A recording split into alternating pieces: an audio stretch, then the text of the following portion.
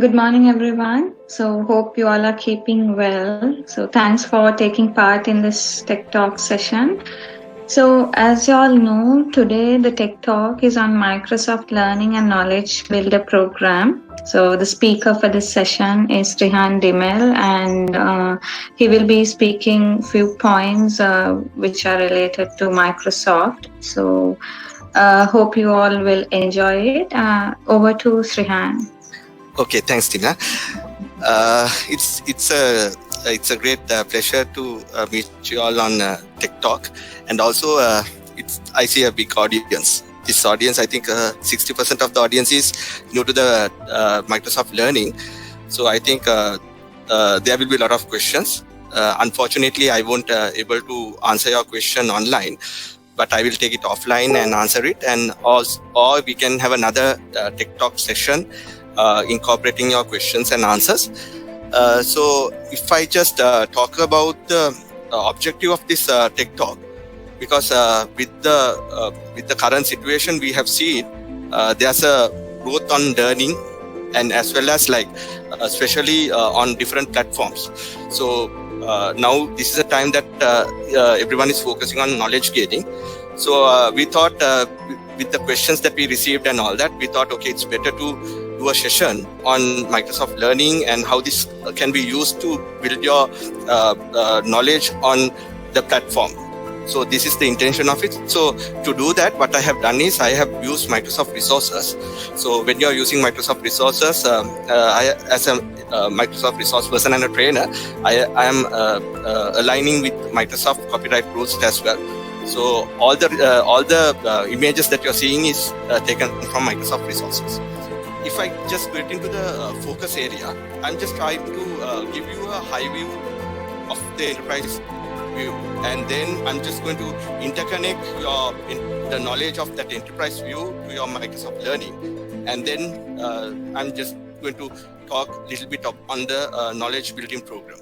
So when we are talking about the Microsoft Enterprise View, actually this was taken from Microsoft resources, and this is published in somewhere in 2013.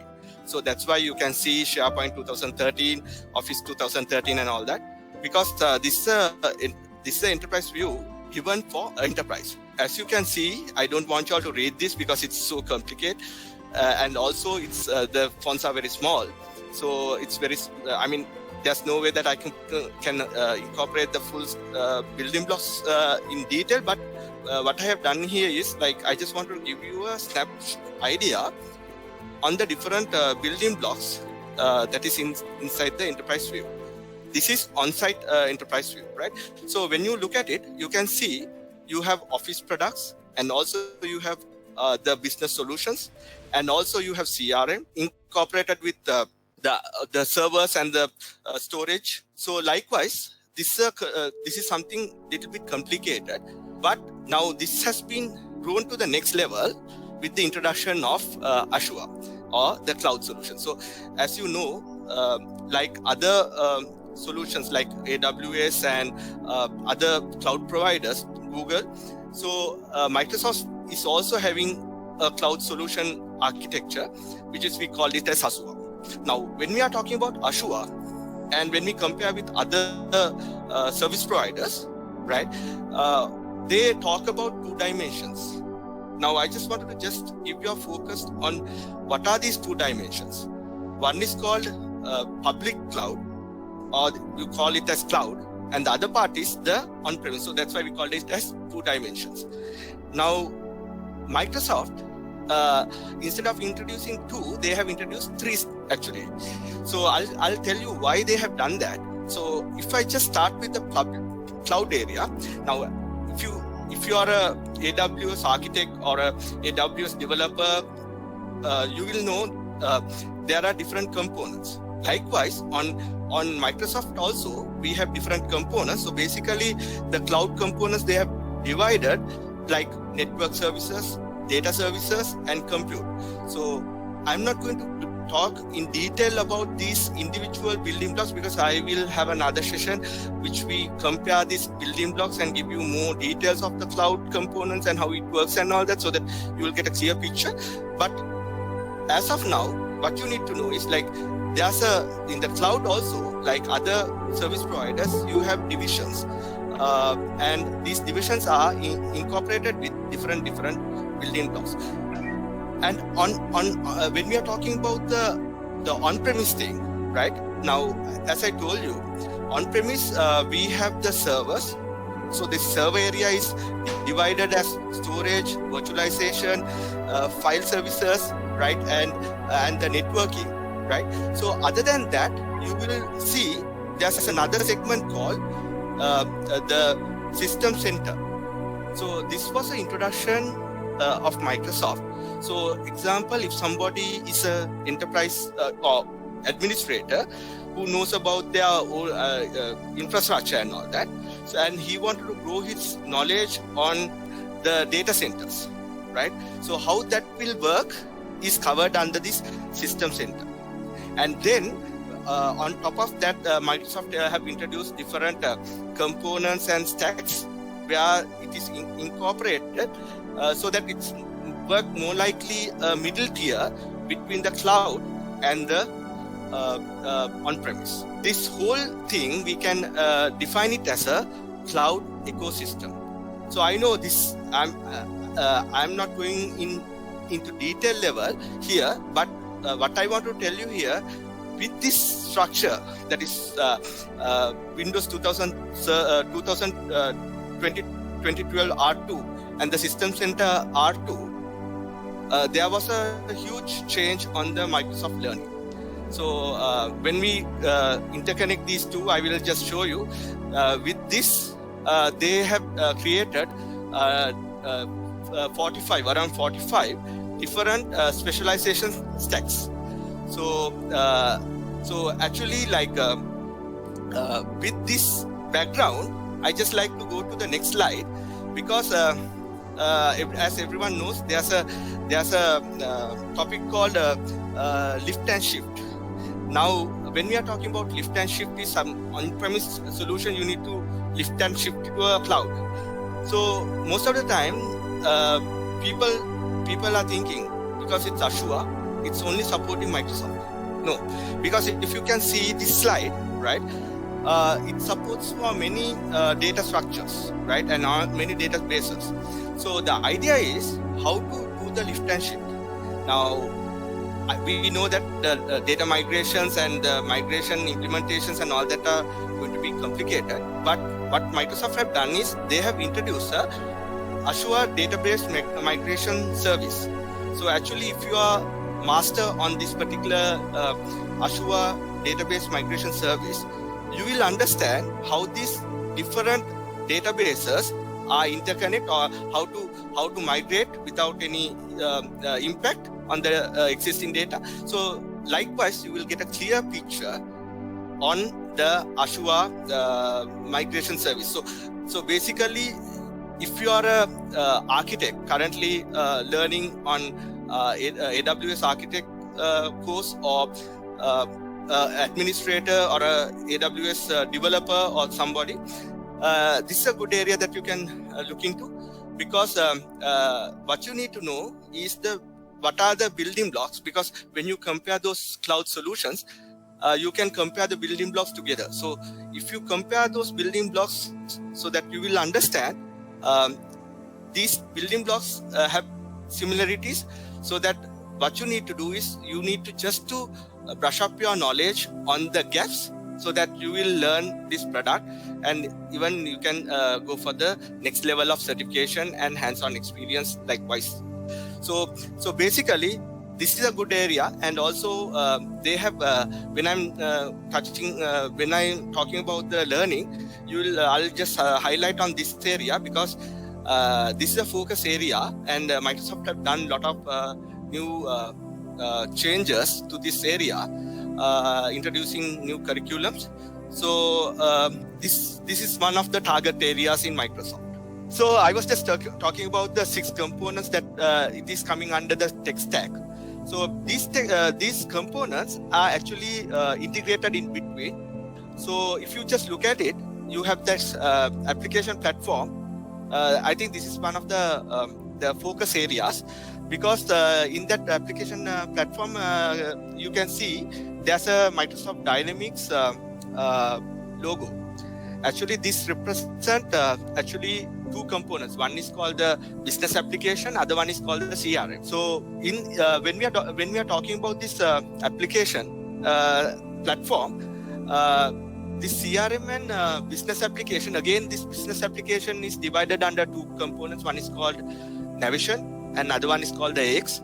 So when we are talking about these platforms, right, so there's a separate integration. So when I talk about the Power Platforms, I will just cover that particular area. Yes, you can do integration using Azure. Other than Azure, you can use another thing called Power Platform, so that we can do the integrations. So saying that, I like to just get into the key component of it. So basically, as you know, when you compare with AWS stack, here you get different building blocks. So we can do a lot of development using these building blocks. So this functional app is more likely Lambda. So likewise, you have this thing. So I'm not going to go into detail at this point. But what I will do, we will have a detailed level of comparisons and discussions in future. But coming back to the security side, this is another focus area of Azure. So when we are talking about the security, they have introduced a new curriculum and focused for that, as well as they have introduced integration methodology. So if I just hop into that particular thing, here you can see there are different methods that they are using it. So currently IoT is one of the popular things, right? And also the messaging. So other than that, you have API. So like other clouds, you have these integrations also. The most important thing is you can be a Azure developer, just like a developer, AWS developer, as well as you can be a full stack .NET developer, or you can be a developer who's involving in business solution developments or CRM developments. But anyhow, you will see this integration in your life, because all these are interconnected. So when I discuss about move on to the Power Platforms and all that, you will understand more, because how this is integrated as a stack. So and also I like to just to open the session, like say for example, there are applications integrations. So we have connectors and all that. So we can bring data to these particular areas and do the mappings and all that. So basically, these are the different connectors supporting Microsoft applications. I don't want to name it because it's so big and it's changing every day. Actually, if I just give you a bird's eye view of it, D365 is the business application that I was talking about. As everyone knows, we are using Office 365. So this is it's more likely your Office automations and Power Apps and Azure. Likewise, you can develop a lot of solutions out of it, and then you have standalone apps where you connect through connectors, so that information can come to Power Platform and then go to Azure. So what is this Power Platform? That is the most important thing. And also you can see from the Power Platform, there are things like common data services and data connectors and AI builders. So basically, it's like a middle tier with three main products. One is called Power Apps, other one is called Power BI, other one is called Power Automation. So basically, that's what we call as Microsoft Power Platform. So it's the middle tier between Azure and business applications. Now, why this is a focused area? That's the most important thing. Now assume then somebody has certified or has hands-on experience on Microsoft Dynamics 365 or business solution. Now they wanted to grow themselves, so to become an architect, but they are not expert on Azure, right? So what Microsoft have done here, they have introduced a separate new course where you learn about Power Platforms. So if you are a solution, you can be a functional consultant or a technical consultant, on Dynamics 365, and then you learn about Power Platform, then you will have there's a curriculum path called Microsoft Application Architect. So that is where it has two verticals actually. I'll discuss in detail when I go to the learning. I just want to give you a heads up on it. So basically, this is a area that focused on coming from the application side to Power Platforms. Right. Now assume that you are a techie who's coming from Azure. So as a Azure techie, now you need to learn about more on the Power Platforms and other things. So still you have a development curve there.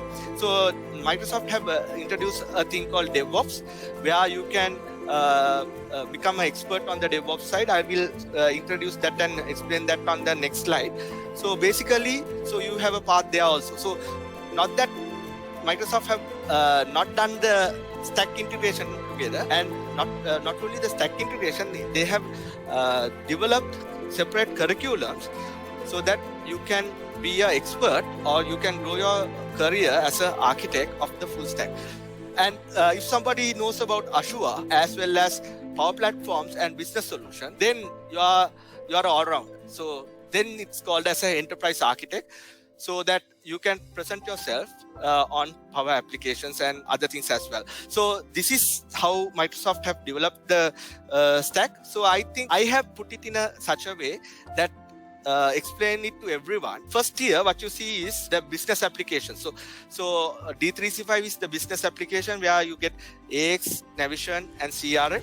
Right now they have renamed the AX to Dynamics 365 Finance and Operations, and Navision is now called as the business center, and CRM is, they call it as Dynamics 365 CE. So you have your data coming from there, and also you might have your data coming from Office 365, and also you might have data coming from Azure.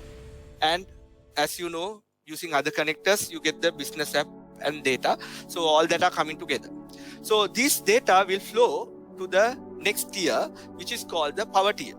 Now Power tier has Power BI, Power Apps, Power Automations, and Power Virtual Agents. So basically what happens is, this is the Power tier that will work together. So you can automate things. Right. Now there's a question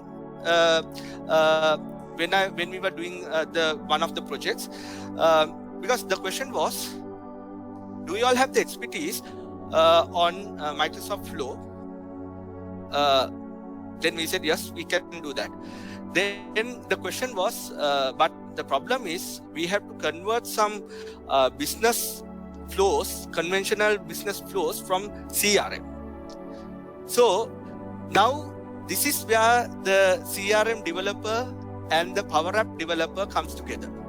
Right now, you need to build your knowledge on CRM conventional flows, and then you need to know about how to put it to the Power flows as well, Microsoft flows. So this is a new trend where conventional things converted to new platforms. But there can be another requirement where you build a solution from scratch. So those kind of things are pretty much straightforward. But when it comes to bringing data from the older version to the newer versions, you need to have your hands dirty on different areas. So this is a very interesting area. So I will post it, because if I try to talk about it, it will take around 2 days to cover that particular segment. So I'm not going to in detail on that, but I just wanted to give you a bird's eye view how these things are integrated together. Now, as I told you, you can see data connectors and AI builders and common data services. Now, when it comes to common data services, if you do your research and all that, now this has been the common data services, they have introduced the version 2 also. Actually, they are currently using this to integrate business application to business application. That means if you have a CRM solution and you need to integrate it to say AX or Navision or something. So they use the common data services there to do the integration. So this is another interesting area, which here we are using the Power Platform to do the CDS integrations, whereas the previously we saw how it was integrated with Azure components and all that. So this is where you need to understand the bigger picture, and that's why here it is the actually the everything is in nutshell. If you see here, you get the center as the Azure, then Power Platform, and the business application likewise. Now, there was a question: why Microsoft introduced Power Apps, right? The first reason is the requirement changes very fast. So when the requirements changing, we cannot develop product like that immediately for customized solutions like that, because there is a predefined structure. So for that, they thought the best form of handling that is introducing quick apps to the end user. So what Microsoft thought, so they introduced these Power Apps, right? So with these Power Apps, now the beauty of this is any developer who reads about these Power Apps, they can get the understanding, because it's object-driven scenario. So that because of that, it will be very fast to fill your knowledge. So it's open for everyone. And as you all know here, I have just put the Power Platform, and then you have the Azure services and data foundation as three layers. Now here what happens, you can be a Azure developer who wants to learn about the Power Platforms and all that, climbing the ladder gradually. So when you're doing like that, Microsoft introduced a thing called Azure DevOps. Now, this is a very interesting topic, because DevOps is there in other curriculums as well, but here this is targeted not only for Power Platform. This Azure DevOps can be used in system implementations, migrations, everything, everywhere, so that you can speed up your process. Other than that, if you want to be a certified Azure DevOps, actually you need to cover these three core structures. So that's how thing has gone up, because if you are just focusing on these two layers, Azure services and data foundation, normally we called as a professional developer, but the moment you add the value on the platform, you can call yourself as a Azure DevOps engineer or associate likewise. So this is the whole reason why this is a new focused area under Microsoft curriculum. So I have been talking about lot of things, lot of building blocks. So I wanted to bring all these building blocks together to explain you the focus of Microsoft Learning. So if I just go to this slide, I think when I was talking about the change or the introduction of Azure to on-site environment, I said there were a lot of educational stacks was developed. So basically, if you look at it, you have 45 specialized certifications here. So I just want to give you a bird's eye view of it. So this is how Microsoft designed the curriculum in 2012. This is not the latest one. Why you might be looking? You might be asking why I have included about 2012 curriculum. There's a reason for it, because with this curriculum, they simplified the curriculum under 6 areas, right? And given a certification called Microsoft Certified Solution Expert. So it's MCSE. So these are the 6 MCSEs they have defined it, and this was released in 2016. Now, if you look at it, 2012 curriculum changed in 2016. Then there should be a change in 2020. That means every 4 years they are going to change something. Actually, they were planning to do the change in June 2020. But what happens with this current situation, they have to delay that. Because of that, these MCSCs are valid till next year, January. So that's a good heads up for everyone. But again, this will be changed, right, in 2020 January. But say, for example, if you get a qualification now before it expires, normally Microsoft says it will valid for 2 years. So your credential what you get will valid for 2 years. After that, your logos and everything will be outdated. But this is a path that they have defined in 2016, and it's the path that currently running also. Now I will talk about the change what Microsoft wanted to bring to the curriculum in 2020. So why this change? That's the most important thing. Now you saw there was 45 curriculums, then it came to 6, and now something else. The reason is this. Assume now you are a recruiter and you wanted to recruit Microsoft person, certified person for a job. So how do you going to recruit you? Are you going to individually assess their certification? Or are you going to do it by the hands-on experience? So there's a big question marks there. So what Microsoft wanted to simplify that process, so they wanted to introduce the curriculum under role-based exams. So here what happens, if you want to become an architect, so you will know what are the things you need to cover to become a application architect or enterprise architect. So likewise, it is a clear path for your role, and that is very easy when it comes to doing the recruitments, because if a company wants a solution architect, they can, if somebody is certified on that particular path or the role, so they know, okay, he has covered his base requirements on that. That's why he has come to this level. So it's easy to do the recruitment. So because this is the model that will that is introduced, actually this exam they have already released. It will be taken out, but you will for another areas. Now, how do you define the role? Now they have introduced a foundation level, then you have an associate level, then you have an expert level, right? So there is 3 levels. So basically, if you look at it, if you are a business application person, right? Now all these exams are focused on the functional side of it. Now there's a question, because this was a famous question asked. So why they have focused on functional but not on the development? Because actually, as you can remember, the business application had 2 areas. One is the object of how it works and all that is covering under functional, and the customized solutions and integrations and everything coming under development side, right? So what Microsoft have done here, they wanted the certified person to know more on functions of the application. So that's why the functional level exams are popular.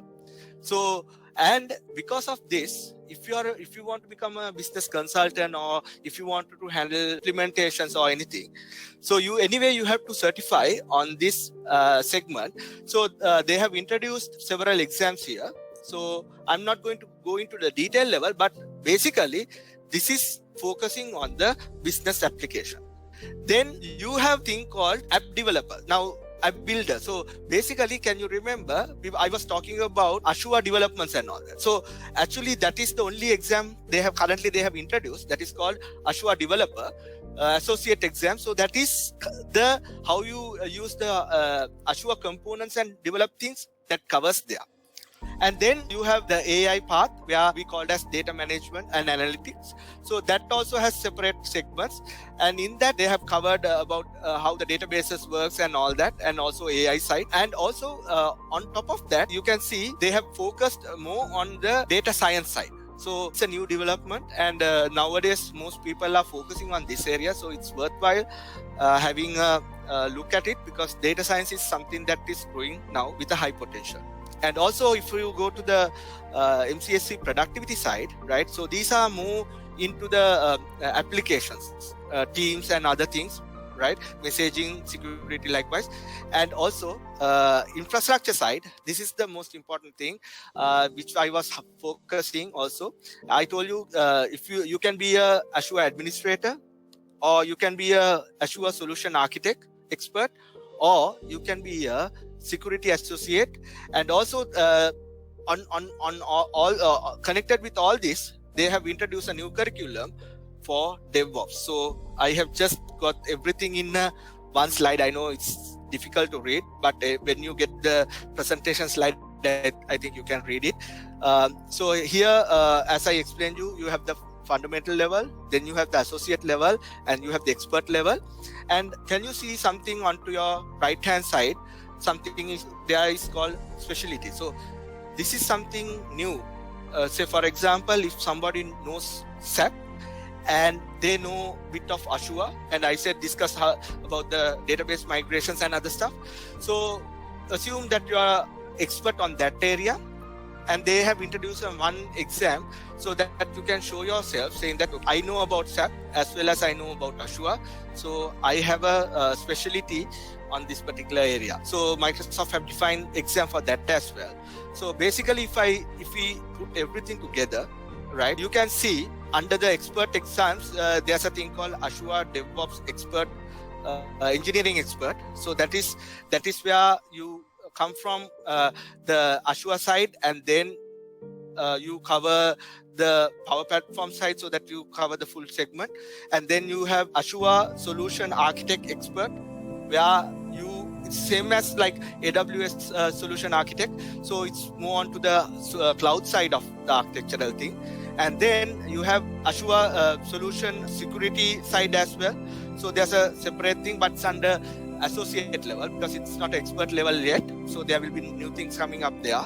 And then you have enterprise level administrator thing likewise. But out of that, when we compare with the current trend and all that, there are two exams, right? One is called Power Apps Dynamics 365 Solution Architect Expert.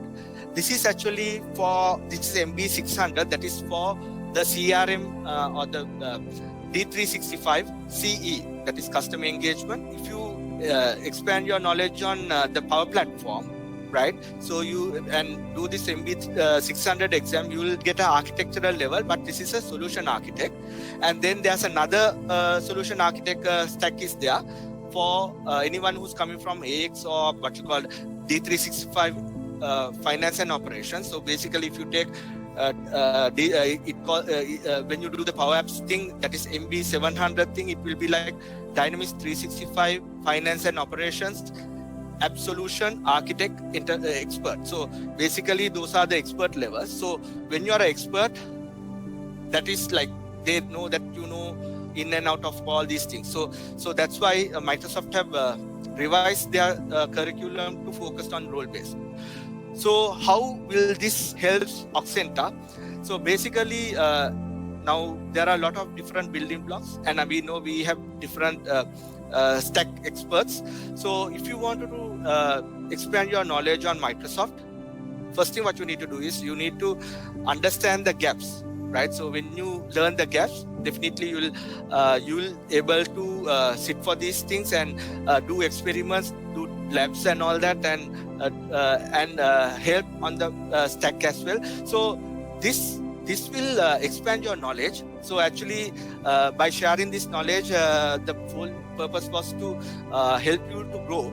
So I have come to the end of my presentation, and I just wanted to take this opportunity to thank the Oxenta management and especially Srihan de Mel, the VP Technology, Janaka, and the HR team and the IT team who was working behind creating me the platform to do this tech talk. So thank you very much, and be safe. Thank you, Srihan. So hope everyone understood and found it interesting. So as Srihan said, if you all have any questions, you can get it clarified offline. So Srihan is there to help you all out. Hope we can wind up the session now. So thank you everyone for taking part in today's Tech Talk. Thank you. Have a nice day. Thank you.